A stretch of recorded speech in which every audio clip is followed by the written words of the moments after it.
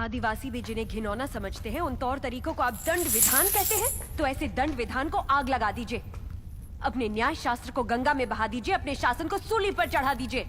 जिस राज्य की मति भ्रष्ट है उसका माहिष्मति जैसा बड़ा नाम, छी। देवसेना, इस महान साम्राज्य के बारे में अगर एक और अपशब्द भी निकाला।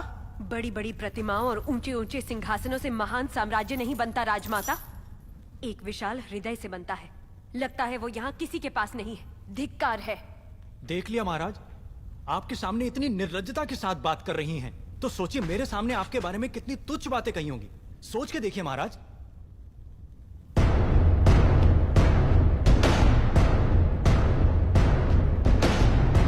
बाहुबली, बाहुबली आ गए, बाहुबली।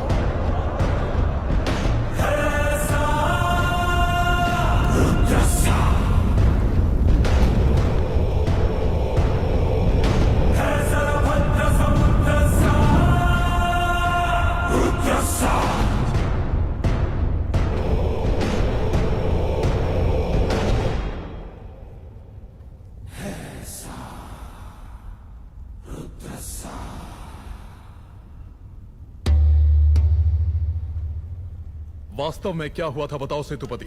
शिवालय भक्तों से भरा हुआ था महाराज। देवसेना भी वहां दर्शन के लिए आई। तभी आपके आने का समय हो गया था, तो मैंने उनसे कहा कि वो मुख्य द्वार की जगह दूसरे द्वार से आए। बाहु, ये क्या व्यवहार है? तुम पीड़ित को धमका रहे हो। विनती करने से सच बाहर नहीं आएगा महाराज। अपनी हद पार कर रहे हो बाहुबली। एक गर्भवती को बेड़ियों के साथ खड़ा करके ये सभा पहले ही अपनी हद पार कर चुकी है माँ। चाहे गर्भवती हो या वृद्ध, तुम हो या मैं, न्याय विधान सबके लिए एक है। जानते भी हो क्या हुआ था? क्या हुआ था देवसेना? शिवालय में सभी महिलाओं को एक तरफ बुलाया, अंदर भेजने के बहाने वो सब पर हाथ डाल रहा था। मेरे साथ भी वो यही करने वाला था, तो उसकी उंगलियां काट दी। गलत किया देवसेना। औरत पर हाथ डालने वाले की उंगलियां नहीं काटते, काटते हैं उसका गला।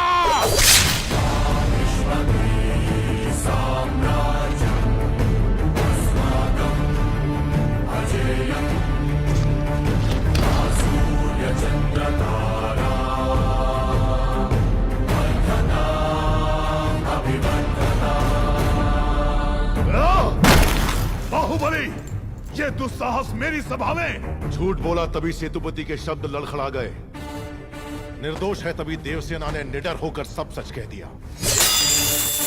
सेतुपति दोषी साबित हुआ, उसका सर कट गया। बाहुबली, मान लिया सेतुपति अपराधी है भी, तो इसका निर्णय किसे करना चाहिए, दंड देने का अधिकार किसे होना चाहिए, तुम्हें या महाराज को? या फिर तुम खुद को महाराज मानते हो? गोद भराई के दिन तुम्हारी पत्नी चाहती थी कि महाराज तुम्हें बनना चाहिए। उसकी इच्छा पूरी करने के लिए ये दुस्साहस किया तुमने। माँ, चेतावनी देने के बावजूद तुम्हारी पत्नी हमारे संविधान को अपशब्द कहती रही, हमारे महान न्याय शास्त्र को कोसती रही। उसने शब्दों से हमारा तिरस्कार किया और तुमने तलवार से। तुम दोनों ने जो किया वो है राजद्रोह। महामंत्री, इस महाअपराध का दंड क्या है बताया जाए।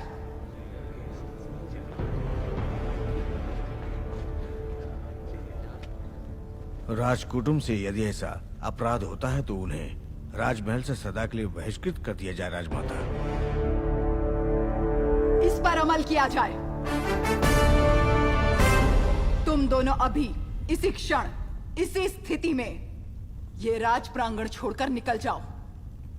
एक ओर आपका विधान है, दूसरी ओर आपका सिखाया हुआ धर्म।